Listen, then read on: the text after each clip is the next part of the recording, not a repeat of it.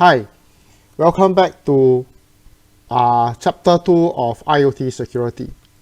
Today we're going to cover IoT system and architecture, so the overall system and architecture.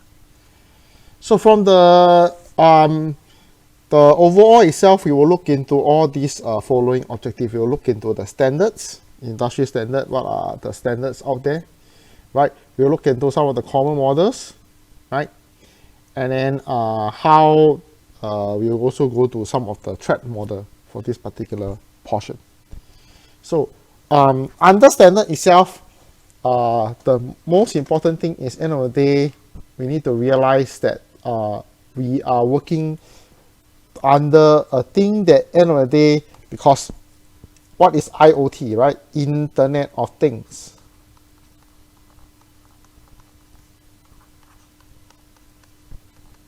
Okay, that's the word.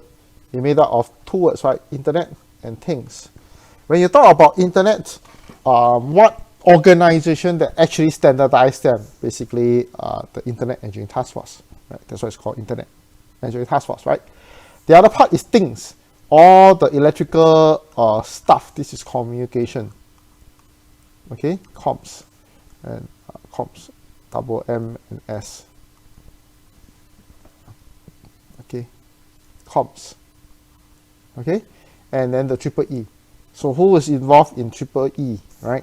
Your Institute of Electronic Engineers. Okay, these are the two main organizations that standardize most of whatever that you're using it today. Okay, but more important thing is everyone need to agree on these two particular items. So in many years ago, this system has been set up so that the whole entire world have to agree on certain things. For your home power plug, it's not so standardized because you go everywhere. It may differ from country to country, from you have a 2-pin or 3-pin. But then if you talk about telecommunication, everybody need to communicate one another. That's where the formation of all these standards, you need to be able to communicate over 100 years ago for telephone to work. Okay, but in order for that, actually, that precede United Nations. Okay, it was known as CCITT. Okay, after Second World War, okay, United Nations was formed. Okay, and it makes the international connection easier. Also, end of the day, the whole world will actually go under a standard which is known as International Standard Organization. So International Standard Organization sit under United Nations. Okay, and under this United Nations, this standard, there are two main organizations. One was previously a CCITT, which is for telecommunication, right? We used to have telephone, and then later part the internet. So IETF indirectly or directly reports to ITUT. Okay, ITU, International Telecommunication Union. Okay, which is the portion on the network itself. Okay, which is the internet portion. Okay, and within itself, they form a thing. In early days, this ITU, the standard model they came out a standard model. Okay, which is known as OSI 7 layers. Okay, so it's known as OSI 7 layers, which is this. Okay, just give me a minute. Pen. Okay, which is this OSI 7 layers.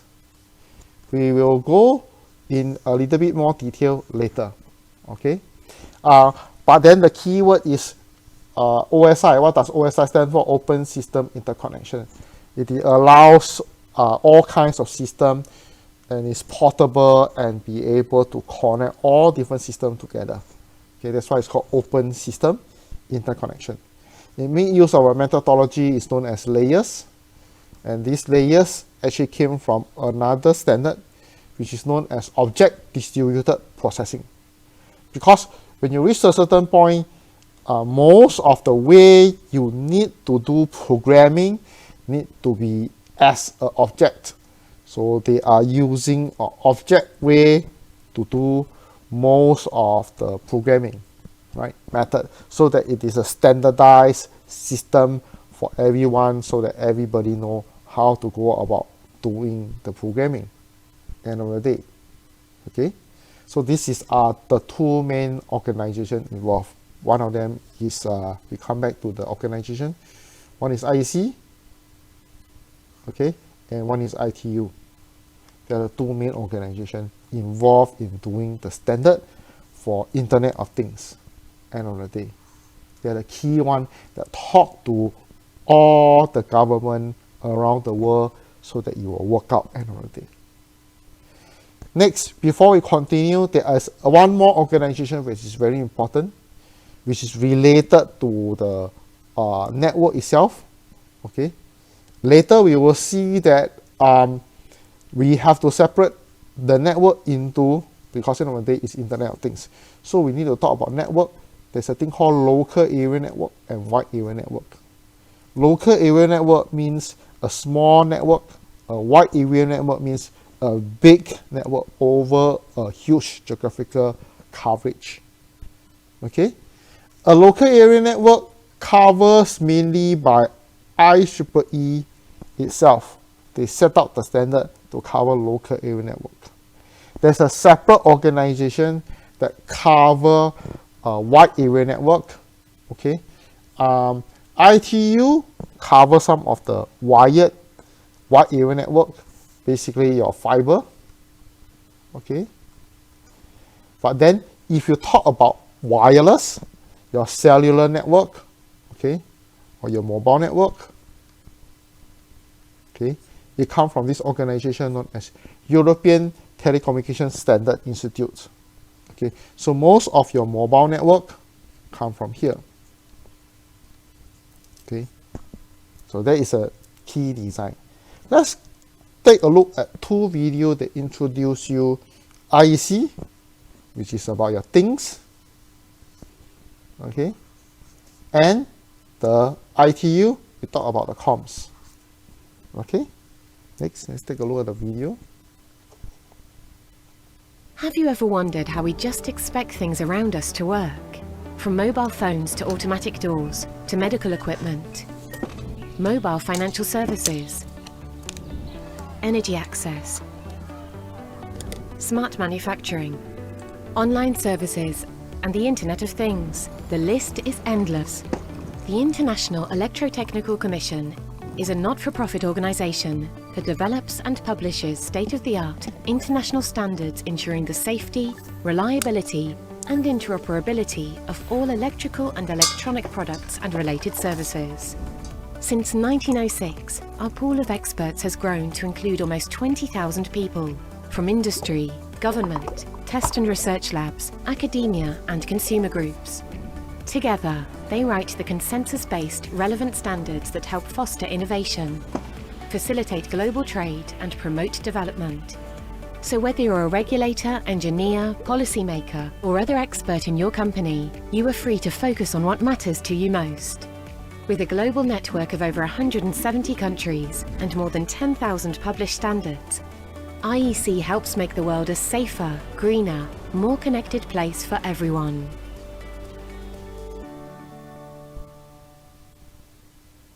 Great, so that's the introduction to IEC. Let's take a look at the next video. Have you ever wondered how that goes and talk about what is ITU, okay? ITU, this one is on ITU. Isn't it convenient?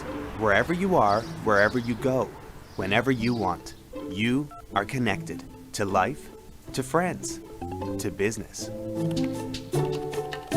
Did you know that there's one institution that has made possible all of what you're doing right now? In 1956, the first voice call crossed the Atlantic from Canada to Scotland. In 1964, the first communication satellite was installed in a geostationary orbit.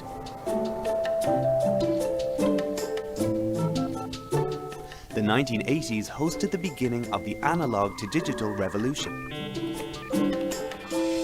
The internet was created, optical fiber networks were installed, and the transition to packet switching began, the highly efficient triple play of voice, video, and data.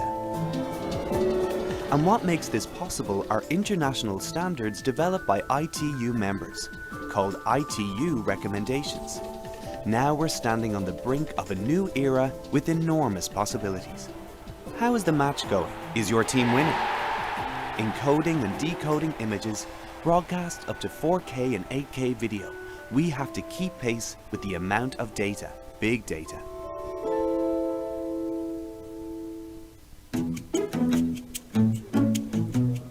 At ITU, experts from all over the world create and debate solutions, then find a consensus on the solutions to become international standards. The next year's data is increasing exponentially as we connect everything and everyone. Billions of devices online. In the years following 2020, ITU standards will enable the 5G era, hosting the industrial Internet of Things, where smart, sustainable cities will conduct traffic, where harbors, roads and stations guide ships, trucks and trains, and persons with disabilities will more easily participate in life. In developing countries, financial services will be provided to over 2 billion people who currently have no access to bank accounts. ITU standardization is working to build a human-centric ICT environment where physical space and cyberspace are managed in unison. As technology advances, more of our lives are mirrored in cyberspace. Daily tasks and duties will be automated. Digital devices assist with the detection of medical conditions. ITU standardization will work to ensure that our digital identities are as trusted as our identities in the real world. We can deal with storms and tsunamis as consequences of climate change through efficient early warning systems, and education will be brought to people living in developing countries. We see a future built on international standards created in a spirit of collaboration, standards that are created by ITU.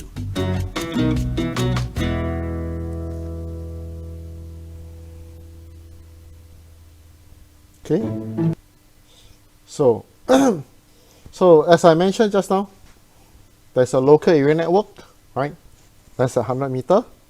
Then there is a wide area network that's more than 1 kilometer. Local area network we'll cover later, right? Wide area network we'll cover some here. I presume you know your mobile network, right? So these are some of the naming that we use for the mobile network. Your 2G was known as GSM. Your 2.5G is known as GPRS. Your 3G is known as CDMA. Your 3.5G is known as HSPA. Your 4G is known as LTE. Your 4.5G is known as Advanced LTE, and your 5G is known as New Radio.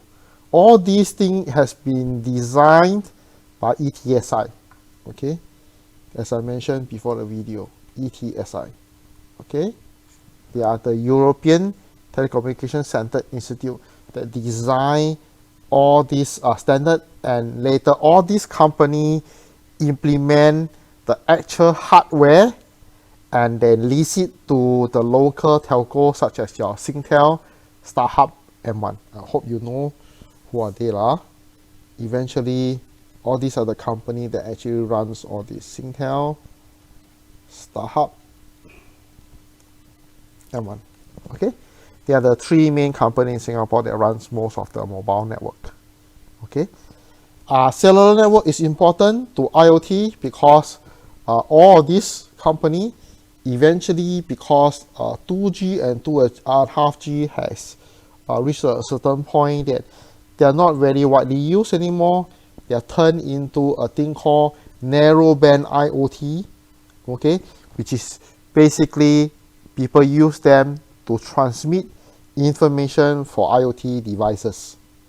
Okay, that's why we are mentioning here, because it still has to do with Internet of Things. Okay, Internet of Things connected through cellular network, and the service provider is Singtel, StarHub, and M1. They all provide narrowband IoT equipment. End of the day, I mean the network services that you have. in terms of your SIM card. Okay, then you can purchase all this equipment and connect all your Internet of Things together. Okay, all these are your service provider.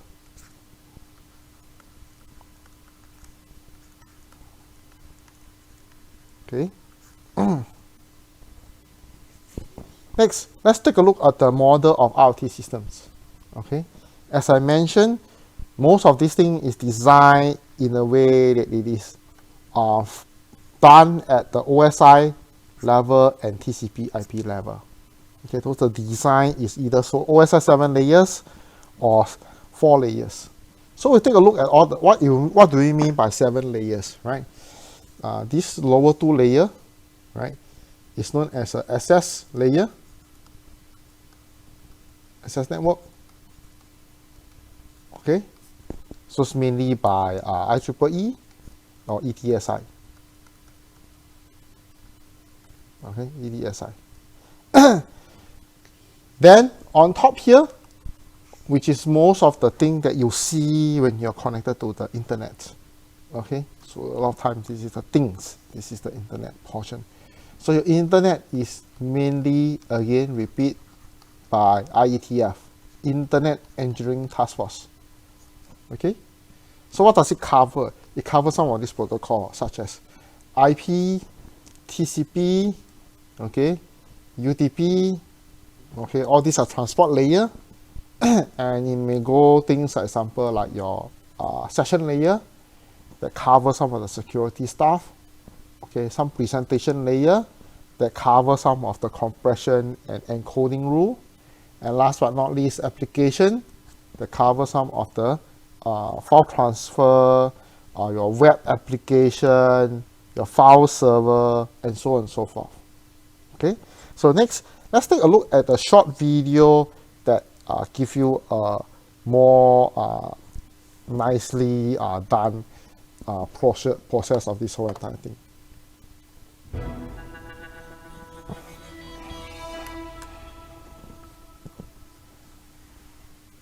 How is data sent over the internet? What does that have to do with the OSI model? How does TCP/IP fit into this? Let's take a look. The OSI model, or the Open Systems Interconnect model, is a theoretical framework that provides one way of thinking about networking. It splits the network communication between two devices on a network into 7 abstraction layers. The physical layer is the bottommost layer. It is responsible for transmitting raw bits of data across a physical connection. The data link layer is the second layer. It takes the raw bits from the physical layer and organizes them into frames. It ensures that the frames are delivered to the correct destination. The Ethernet primarily lives in this layer. The network layer is the third layer. It is responsible for routing data frames across different networks. The IP part of TCP/IP is a well-known example of this layer. The transport layer is the fourth layer. It handles end-to-end communication between two nodes. This is the layer where TCP and UDP live. TCP provides reliable end-to-end communication between devices. It does this by dividing the data into small, manageable segments and sending each segment individually. Each segment has a sequence number attached to it. The receiving end uses the sequence numbers to reassemble the data in the correct order. TCP also provides error checking to make sure that the data was not corrupted during transmission. UDP is another popular protocol in the transport layer. It is similar to TCP, but it is simpler and faster. Unlike TCP, UDP does not provide the same level of error checking or reliability. It simply sends packets of data from one device to another. The receiving end is responsible for determining whether the packets were received correctly. If an error is detected, the receiving end simply discards the packet. The remaining layers are session, presentation, and application layers. This is where the OSI model loses its usefulness in practice. They are too fine-grained and do not really reflect reality. In general, it is sufficient to collapse them into a single layer and consider application protocols like HTTP as simply layer 7 protocols. Now let's go through an example and examine how data moves through the layers when transmitting over the network. When a user sends an HTTP request to a web server over the network, the HTTP header is added to the data at the application layer. Then, a TCP header is added to the data. It is encapsulated into TCP segments at the transport layer. The header contains the source port, destination port, and sequence number. The segments are then encapsulated with an IP header at the network layer. The IP header contains the source and destination IP addresses. A MAC header is added to the data link layer with the source and destination MAC addresses. It is worth noting that in the real world, this is a bit nuanced. The MAC addresses are usually not the MAC address of the sending and the receiving ends. They're the MAC addresses of the routing devices in the next hop of a usually long journey across the internet. The encapsulated frames are sent over the network in raw bits in the physical layer. When the web server receives the raw bits from the network, it reverses the process. The headers are removed layer by layer, and eventually the web server processes the HTTP request. To conclude, the OSI model is one way of thinking about networks. Its primary purpose is educational. Even though the layers don't fit the real-world use cases perfectly, they are still widely used by networking vendors and cloud providers as a shorthand to describe where the networking products sit in the OSI model. For example, cloud load balancers are broadly divided into two categories, L4 and L7. An L7 load balancer is a shorthand to mean that the load balancer operates at the application protocol layer like HTTP or HTTPS. An L4 load balancer, on the other hand, operates at the TCP level. If you would like to learn more about system design, check out our books and weekly newsletter. Please subscribe if you learned something new. Thank you so much, and we'll see you next time. Okay, so in a very similar way, IoT reference also make use of 7 layers. Okay, so these are the 7 layers that in IoT reference model will cover, right? In a similar way, it will cover physical layer. Okay, it has some form of connectivity. This is a Cisco design. Okay, then Cisco will say, okay, next at the layer 3 we have some form of edge computing. Okay, in terms of the overall design. Okay, so they have a thing called edge computing at this particular layer. What does this thing do? Right, beside the communication, it basically convert to something that's suitable for storage for higher level processing. Okay, it's a computation, and then after that they will have accumulation of data and converting things to at rest, right, to store the thing end of the day, right? This is conversion. This is conversion. Okay, this is storage. Okay, and then layer 5 they're doing aggregation, data aggregation. So many storage you have aggregation, and you'll be able to you first have to aggregate first at layer 5, and then later you can do analytics at layer 6 and control. Last but not least, after you have all these, the key part is about the business, and you can do some form of collaboration between organization to organization. So this is the IoT reference model for from Cisco. This is a design from Cisco. Okay. So the overall design is when we are start thinking about this, security need to perceive, need to go in all layers all the way up, including the people.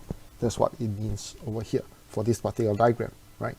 Whether you're doing an application, you're doing some analysis, you're collecting the data, it need to come from the security right at the beginning. Okay, that's what it says. Next, in order to do that, in a real world situation, IoT has been around actually for a long time. Okay, before it is called IoT, a lot of time is known as M2M, machine to machine communication. The simplest model of this M2M is your vending machine. Okay, your vending machine. I hope you know what is a vending machine. Example, you want to buy a canned drink, you go to a machine and you want to buy a canned drink, let's say Coke, right? You want to buy a can of Coke. Okay, and then they go to this machine. This machine actually is somehow, in the old way, it is connected through SMS. Okay, which is your cellular network, right? That's why we mentioned about cellular network. So they have this device. This is the device that you use to connect is embedded inside it's a CPU of the vending machine. And it has an antenna, okay, which is connected through SMS. Okay, so the hardware is connected to an antenna, and eventually this communicate to a local gateway or a local base station in a mobile network way. Okay, just like a mobile phone. Instead of transmitting all the information, they basically just do SMS. So if there is a missing, let's say the can has already sold out, no longer that can, SMS will be sent to the vendor. The vendor will come down and say, okay, because this message will go through the core network and then go to the application. And this application will know, okay, now that there's no longer any Coke anymore, they can send the person and top out on all the missing drink. Okay, that's one of the things. Of course, on the other side, they also can send the person down when the system at the vending machine, what do you call it, the payment, the coin is full already. So they need someone to call and take out all the coin so that the vending machine can continue to operate. Okay, so this is a standard model of M2M architecture, which is important because from the very early days of IoT, this has been already running. Okay, in the same way, okay, instead of just a vending machine, the vending machine is just one of the case I mentioned here. That's one case one. The second case, the famous case, just give me a minute. Let me do a quick one. The second case that actually making use the same thing, which is a SMS, it is your utility system. In Singapore, we don't do so much of the utility system through SMS. We actually don't do that.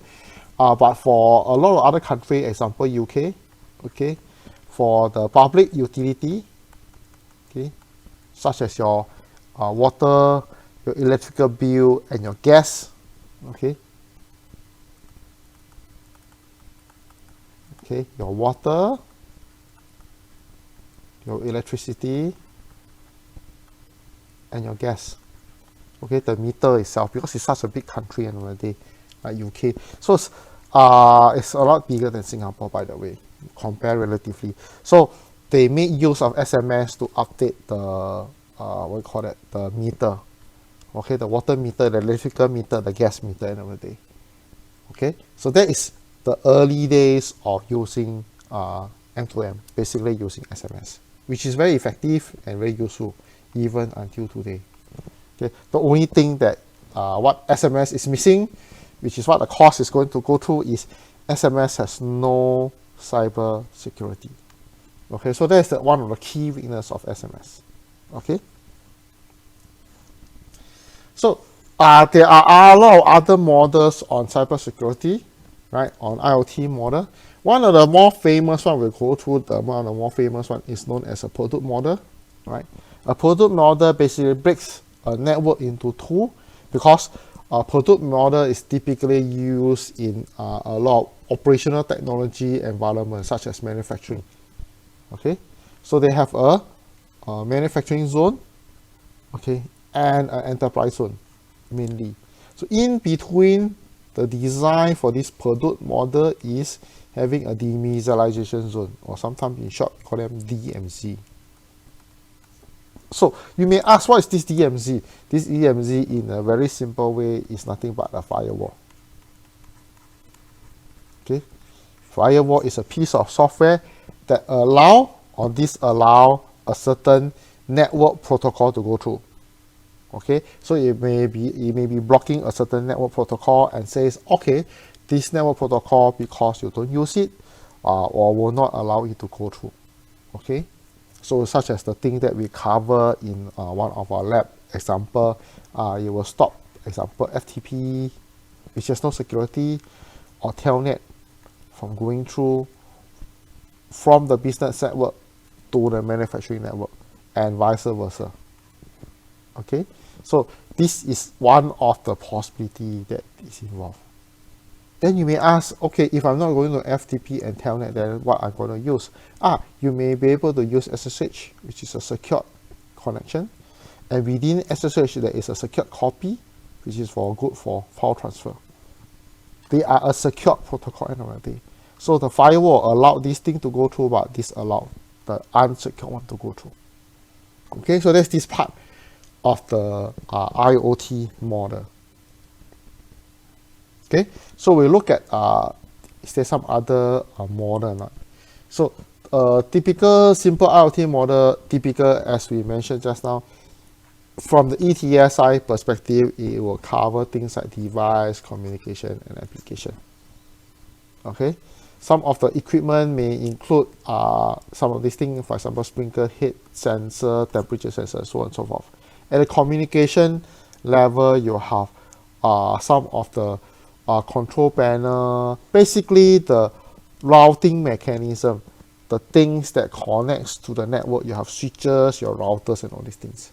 And at the application layer, you have all the things that actually runs the actual things. For example, receiving some information and do some data analysis, and finally do some final decision to how to control how the irrigation system, for example, over here is working. Okay, so from a different perspective, you can look from a data management perspective if you want, right? Which can be looked in terms into mist layer, fog layer, and cloud layer. So these are some of the questions. What do they ask, right? Mist layer is some of the things that is connected to the physical device. Okay, it can be a sensor, it can be an actuator from the data management perspective. The fog layer is more of the device that actually over the network. And then last but not least, the cloud level that actually has a lot more computation, be able to do the analysis and processing. Okay, this is again Cisco terminology. Okay, the top is more common, the bottom is not very common. Anyway, that's what I'm trying to say when it comes into Cisco terminology. There's an overall this is a picture of an overall security layers, right? As we mentioned, so you can see devices, communication, application. So that's a common design and method, right? So we will cover, for our course, we'll cover all of these, right? Next lesson, we are going to cover in detail devices, okay, such as 802.15.4. That's the main part that we'll cover. We will cover Bluetooth and Wi-Fi, right? Just now I did cover a little bit of some of the standard, your 2G, your 3G, your 4G, and latest your 5G are all under cellular network, okay? And we cover the standard also, right? In between communication is basically the TCP/IP protocols. Okay, that's the network protocol that transmit and carry all the data. Okay, the main key technology inside here is TLS, transport layer security, that allows you to do the security for IoT. Okay, individually over here that I did not mention, we will cover next week. Some of the things is how do you protect from network attack. Basically, you need to have a proper username, you need to have a proper password, you need to have a username in the first place, you need to have a password in the first place, and then you do not use default password. Okay, so these are some of the things that we will cover next week. Last but not least, right at the top, the application such as MQTT, Okay, HTTP and MQTT. HTTP is your web page, right? MQTT is the key, most used IoT protocol, okay, that most people are using for controlling between sensors and actuators, okay. The other one that is MQTT is not a standard, okay. It is not, okay, sorry, it is not an international standard, okay. COAT is an international standard by IETF. All right, I mentioned IETF just now. IETF is the one that standardizes TCP, IP, and HTTP. So they also standardize COAT. Okay, MQTT is by Oasis. Okay, it is not an international organization, but then everyone likes to use this. So in such a way that almost in Singapore wise, most of the agencies are running on MQTT. Okay, next. We take a short video on what is a CIA, and then we move from that perspective, because CIA is important for the design of the IoT security itself. What is the CIA triad and why is it important? The CIA triad, or confidentiality, integrity and availability, is an information security model designed to protect information from data breaches. It's a common approach within the cybersecurity industry and is used in the Information Security Management Standard ISO 27001, as well as being referenced in the General Data Protection Regulation, or GDPR. But what exactly is meant by confidentiality, integrity and availability? And how does understanding them help protect your organization from security incidents? Confidentiality refers to an organization's ability to keep sensitive information private and secure. This means preventing unauthorized personnel from accessing the data, whether that's cyber criminals or employees who don't have a legitimate reason to access it. Data confidentiality is most likely to apply in relation to personal data. Maintaining it might mean password protecting files or setting up access controls. You should also consider storing different pieces of information in separate databases. The second element is integrity.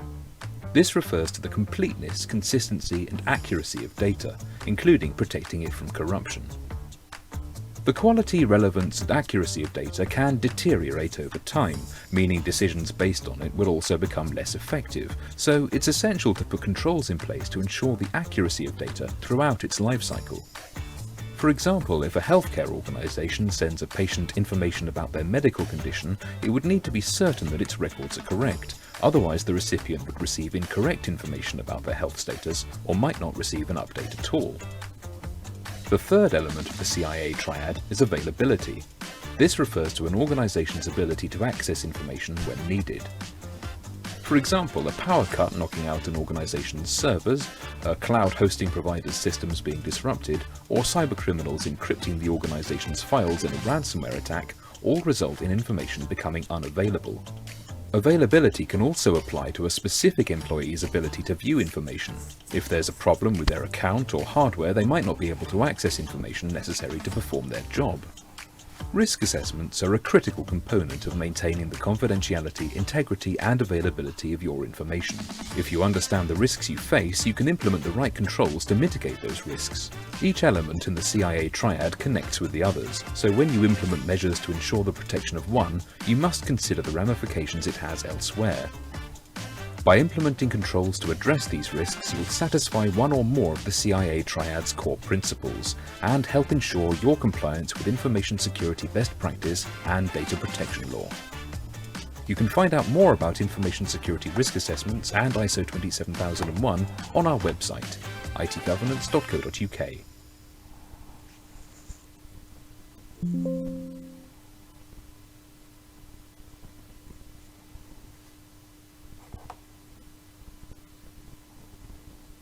What is the CIA? Okay, next, let me just go to the next slides. Okay, so the next portion is the 10 criteria requirement for IoT security. Okay, there are actually altogether 10 criteria requirement for IoT security. Okay, from looking for the overall perspective. Okay, so as a whole, from system-wide, we need to ensure private security. Okay, so that data is still as it is, personal data should not be leaked out at the end of the day, right? So we need to have a proper way of handling personal data, such as the person information, the age, the IC number, and so on and so forth. All these are personal data. We want to minimize attack surfaces. We don't want to have all of port open end of the day. So we want to minimize the security attack surfaces, right? Only necessary services is running. Example, you have a SSH connection, so it's a secure connection, so it's fine. But then if you have Telnet and FTP, they are not secure. So we will have to either turn them off or put a firewall there that actually disable the connectivity. Okay. 3, we want to log critical events.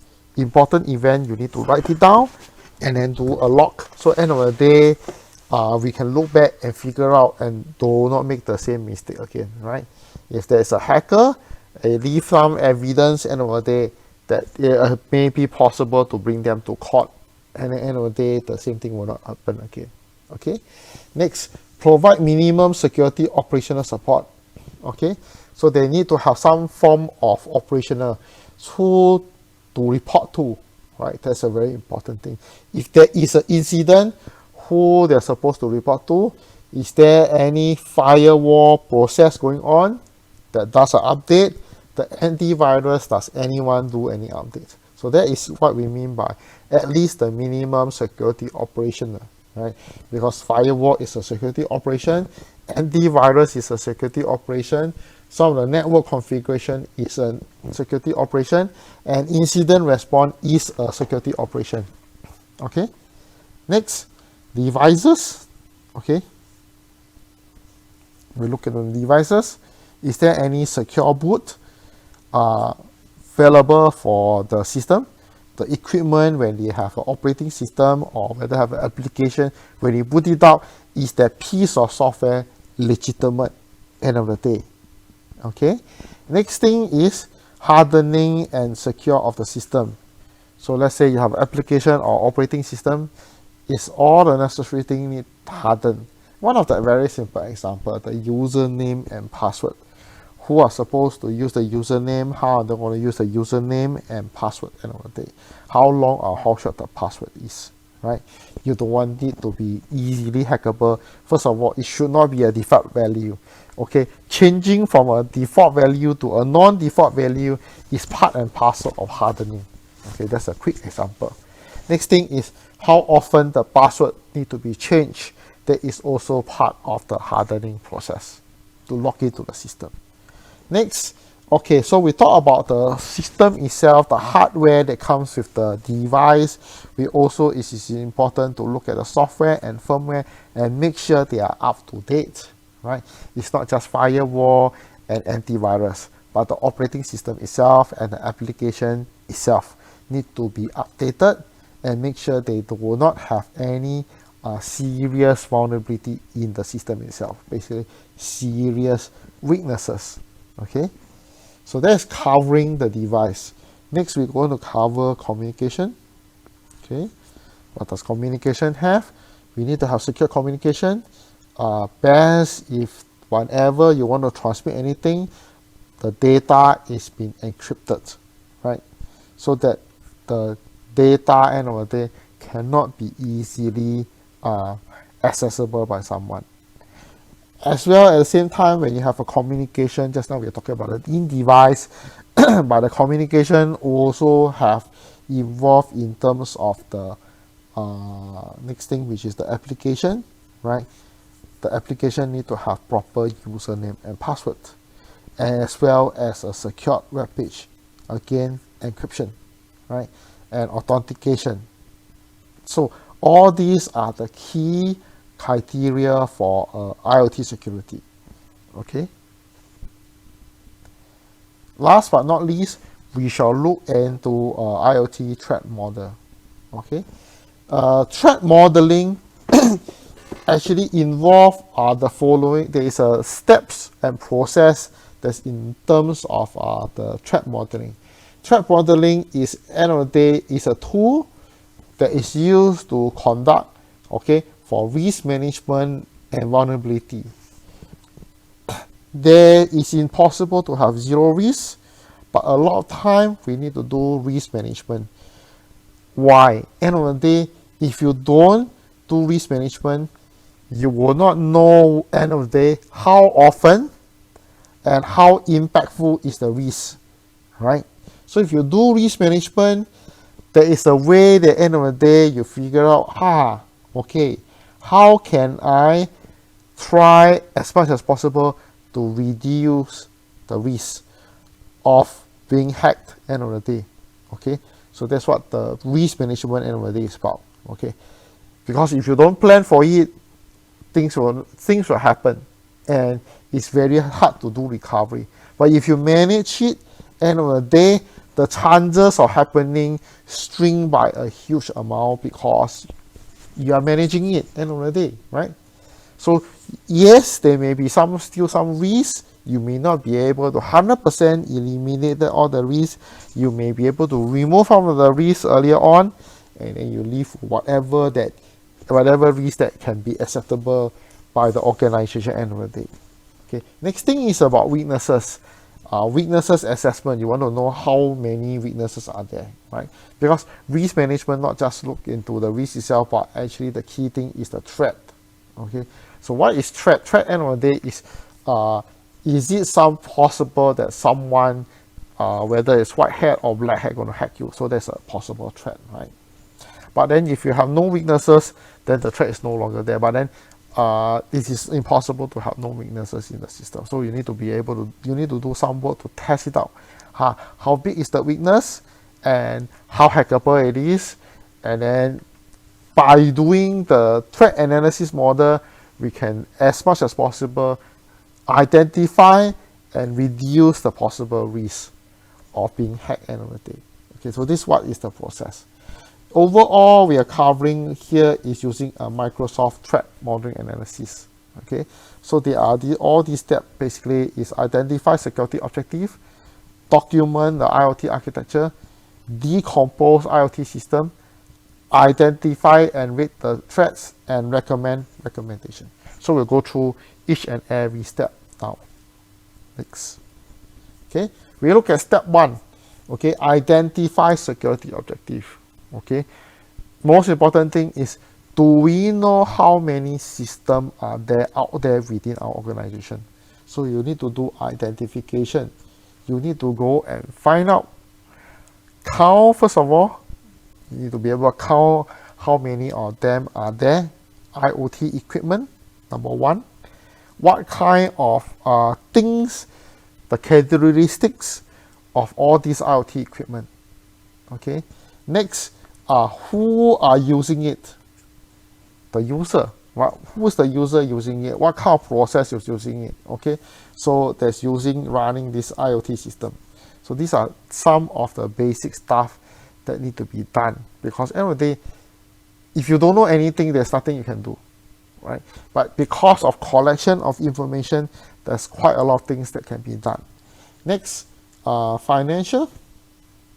Okay, you want to find out the financial risk, that if this thing is not working, this IoT thing is not working, then what will happen? Okay, so this will actually figure out what are the risk factor, and end of the day, whether it is acceptable end of the day or not, right? From the financial perspective. Okay. Next, reputation, right? Document if this thing is being hacked or been attacked, what happened? Okay, for the organization, would your customer say, okay, next time I will not work for you if you have this hack, because I will lose a lot of money. Eventually, it's your customer that's losing a lot of money end of the day. So reputation is very important. Okay, one of the key things I can mention here for overseas is example like the Boeing case. The plane come down, and until today, the 737 Boeing, they have not recovered yet, right? So that's one of the possible things that reputation is tarnished. Okay, so reputation is very important. If you get hacked, is the very important thing in the business world is trust. Can someone trust your brand anymore? Okay, the key word here is, okay, can someone trust your brand?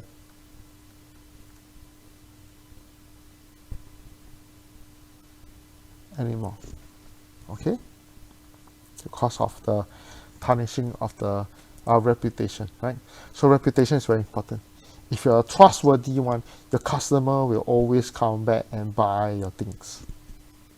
Okay, that's the key part of it. Next, privacy and regulation, right? Just now we did not talk about regulatory body. When it comes to standards, end of the day, they require to cover certain regulation. End of the day. For example, security, you need to make sure that the information is not easily stolen.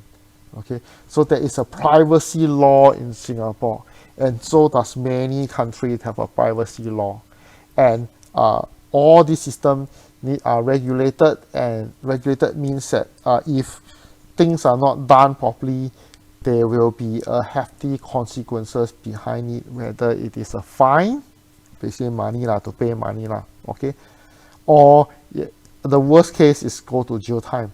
Okay, so there is this privacy and regulation system. Is there documentation involved or not? Okay, on how to go about doing this. Next, okay, after that, is there availability guarantee because you're doing operation? Okay, it may be a factory, it may be even a hospital, it may be human life is involved. Okay, so they may be very low tolerant if someone life is involved. Let's say it's an oxygen mask. The person need the oxygen at that point in time to continue be able to live on, right? So it's very important to guarantee the availability and that for especially our IoT system. Last but not least, safety, right? Is there any potential impact for physical welfare for people? So you can put all these things item in an Excel spreadsheet, and end of the day, item by item, go through and ask the people that is involved that dealing with all this IoT system end of the day, so that end of the day this thing can be properly done out and secure. But this is just step one. Identify the objective, what we want to do. Okay. Next thing, you need to do documentation. You need to write down all the necessary documentation. You need to put into an Excel spreadsheet or even better. Okay, nowadays we are talking about whether you can have a document, okay, that has real-time updates, because you want to have up-to-date information. It's critical and it's important, because end of the day, how do you deal with a cybersecurity case is how up-to-date is this thing, okay? Because if it's a month not up-to-date, things may change. Okay, a lot of things may have changed because you're talking about computer. A computer leave the whole, a few minutes is the whole entire world really to a computer end of the day, right? Because you're talking about Internet of Things, it's electronic stuff. Okay, so as much as possible, a real-time update of a documentation is very important. Is there a system that allows you to do that? And what are the things that we want to look at? We want to look at how many components are there, what are kind of communications involved, what are the flow of data involved, what kind of protocol, technology, and standards is involved for the documentation itself. Okay, so there are quite a lot of things need to be documented. Okay, a small OT environment may have a few hundred. A big one, a medium size, can easily go to a few thousands or tens of thousands really. So it's not easy to do this end of the day. Okay. Next, you want to break down the system into a smaller chunk after you have gathered this information. You want to dive deeper into the individual component. Look into the features that has impact on the security objective that we identified earlier on. Okay, create a baseline profile for the organization and help you to identify what are the threats and vulnerability within the design itself. Okay, these are the following steps that can be done. Look into the trust border between trusted component and untrusted component. So there's a thing called trusted component, there's another thing called untrusted component. Okay, identify what are the trust boundary. Very simple. If we have a wireless network, it's typically untrusted. Okay, so a lot of equipment are untrusted, right? But then it's still within your own firewall. So within your campuses, they have a higher trust in comparison to people outside the organization because you don't know them. They are totally untrusted. But your wireless, it has a lower trust rate compared to your wired equipment. Next, look into the data flow itself between the devices, the communication, and the application itself. So how things is being flow from the equipment through the communication network and the server side itself.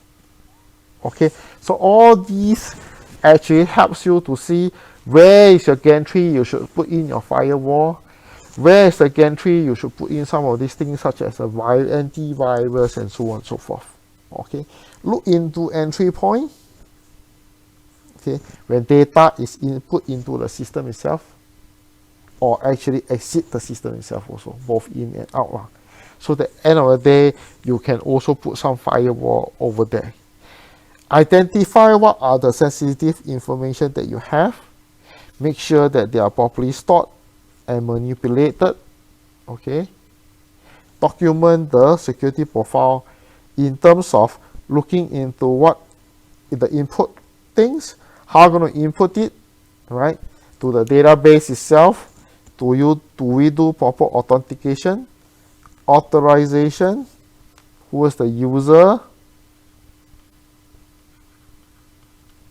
how are they going to access, what kind of configuration is involved, and is there any other area that have weaknesses and everything. So this is what we call decomposition of IoT system. Next. Then after that, you have figured out all these things, right? Threat is a potential danger to the asset. Okay, there may be threat actors, as I say, hackers. Okay, there may be software that hackers put into. There's a malware, and they will look into some of your weaknesses. And through these weaknesses, certain data, they can steal certain data, which is end of the day exploited. Okay, steal certain data. It may be small data, it may be huge amount of data. Okay, that's involved. That all these things can cause your security objective, that is the first thing, will not work anymore, right? So the vulnerability is basically can be a combined together. End of the day, several vulnerability can be combined together and make out an attack services. So do careful and look at each and every of the weaknesses, so and make sure that they don't have a certain way that they can link out and cause a bigger attack surfaces end of the day. Okay, so that you see attack services described in different point where a hacker can get in and they could get data out end of the day. Okay, there's a few tools that can help to identify and rate threats and vulnerability. One of the key tools here is called STRIDE, which stands for spoofing identity, tampering with data, reputational, information disclosure, denial services, and evasion privilege. They go in steps. So first of all, they do some form of reconnaissance, fake someone, modify some information, and then repeatedly try to connect and pretend they are someone again and do modification. This is 2-in-1 of the first two. Next, they can steal some information and or they make sure that the whole system is down. They encrypt the whole entire thing and make the thing is down, and they may even escalate to another the whole entire network. They have maybe gone to some other machine through the first machine. So that's what we mean by strike. Okay, drag is a totally different way of doing it. It stands for damage, reproducibility, exploitability, affected user, and discovery. Okay, it has made use of this risk rating. Okay, it is a way to quantify, compare, and prioritize the amount of risk in each risk itself. So you take a look at, is there a risk? Okay, this risk will cause what kind of damage, reproductivity. Okay, what are the things that you will repeat again, right? What are the weaknesses? At the end of the day, what are the data that is gone will be gone? Who are the victim and the end of the user who will use it, and how easy you can discover the weaknesses itself and subjected for the threat end of the day. Okay, so that is identify and rate threats. Last but not least, after you have identified all these problems, you have first of all find out what you want to do, find out what the thing that you have. Okay, find out finally the problem. By the end of the day, you need to have some way to treat or to remove some of the risk so that the risk factor is smaller. Okay, so that's where this recommendation comes in, right? You may not be able to solve all problems, but as much as possible, make it as small as possible, as little as possible, so that it makes the life of the hacker very, very, very difficult. Okay, that's part one. Part two, you need to make sure that need to make sense to business. It cannot be ridiculously expensive, right? Let's say I have a phone. I want to prevent the risk of the phone being spoiled by I accidentally drop it, right? So what I do is buy a phone cover. By having the phone cover should not be very, very expensive. That should not be more expensive than the phone itself.